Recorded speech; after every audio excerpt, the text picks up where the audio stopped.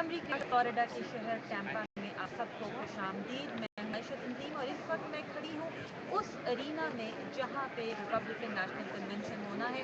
ویسے تو آج یہ ارینا کھچا کھچ بھرا ہونا تھا اور یہ یہاں پہ آپ کو جتنی بھی خالی کرسیاں نظر آ رہی ہیں انہیں بھری ہونی تھی، لیکن جیسا کہ آپ ہماری ویب سائٹ پر پڑھتے رہے ہیں، خبروں میں سنتے رہے ہیں، ہمارے ریڈیو پروگراموں میں سنتے رہے ہیں، ایک بہت بڑا سمندری طوفان آئزل راستے میں ہے، جس کی وجہ سے یہ ڈر تھا کہ یہاں بہت تباہی ہوگی اور پہلے دن کی ایکٹیویٹیز کینسل کر دی گئی تھی. اس کے باوجود یہاں بہت سارے جرنلسٹ موجود ہیں، کچھ اہم ڈیلیگیٹس بھی ہیں.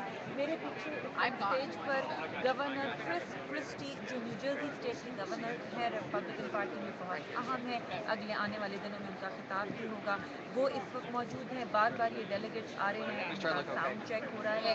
ہم یہ ساری ایکٹیویٹیز آپ کے لیے لاتے رہیں گے. آج یعنی پیر کے دن اب سے کوئی 1.5 گھنٹے بعد صرف 10 منٹ کے لیے ریپبلکن پارٹی کا سیشن ہوگا روز کا، جس میں ایک یہاں پہ گھڑی ڈیڈ کلاک چلائی جائے گی، یو ایس نیشنل ڈیڈ جس پر لکھا ہوا ہے.